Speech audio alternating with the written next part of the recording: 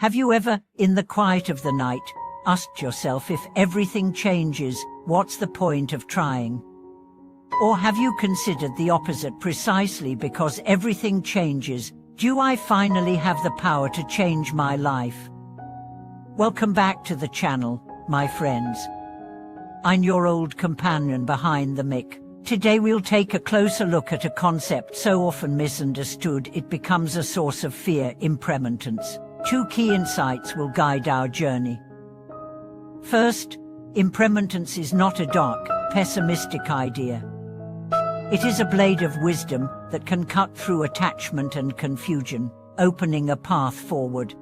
Second, understanding impermanence is not about memorizing elegant sayings, it's about using it to actually free yourself from suffering and to put your limited time toward what matters most. When we turn our gaze toward impermanence, the real work is not in holding its definition in memory, but in translating it into a living method you can apply every day. Most people's first association with impermanence is loss of youth, of health, of relationships. And naturally, their minds slip into a defensive stance. But the deeper truth is this: we tend to link impermanence with what we lose, rarely with what we gain. Yet every positive transformation is also the work of impermanence. Once you see this, the concept stops being a storm cloud and becomes a guiding star. Accepting impermanence naturally pushes you to stop wasting time on what's empty or harmful. The mirror of impermanence forces you to face the reality that time is not unlimited, so you make the most of conditions before they dissolve. As this insight stabilizes, the distance between how I think life should be and how life actually is shrinks, and the tension begins to release. This is the core we'll return to throughout our time together, turning impermanence into your compass for choice, priority, and inner balance. If impermanence remains just a phrase, it will fade from memory like any other. But if you make it into a small, repeatable practice, it can become your ally. Here's one way to start. Choose something that appears stable to you, and keep your attention on it while watching it change. It could be a candle flame, a melting ice cube, or a flower on your windowsill as it blooms, withers, and seeds. Begin with neutral or positive objects, so your fear response stays quiet. Let the change itself be your teacher. Notice how clinging to permanence is precisely what generates your dissatisfaction and pain. By starting with small, safe examples of change, you can begin to rewire your mind's associations, shifting from a change equals threat to a change equals possibility. Let's step into some stories.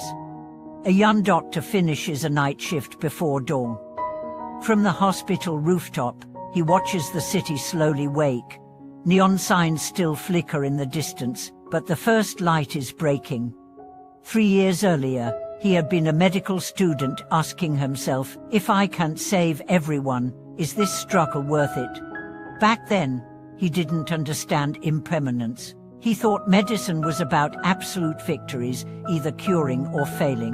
Then one day, a middle-aged patient moved from intensive care to a general ward, not because of a miracle, but through many small changes: adjusting medication, improving sleep, fostering family cooperation.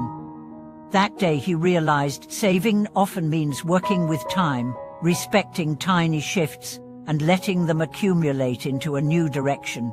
If nothing ever changed, he later told a colleague, we'd have no work, no hope, nothing to do. His lesson was simple but profound. Healing, like life, is made possible by change itself. A different scene: a content creator, 2 years into making videos, sees her audience numbers swing wildly, one day up, the next down.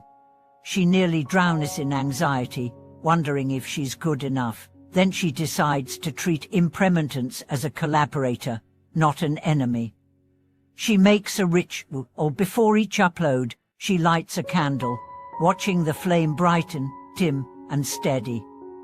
After publishing, she lights another, watching it grow from a flicker into steady glow. She tells herself, The content lives like this too. It breathes in peaks and valleys. Over time, her heart settles. She stops defining herself by one day's results and starts tracking the long arc. With her mind anchored in the rhythm of change, her creativity blossoms ironically, because she no longer demands every moment be a peak.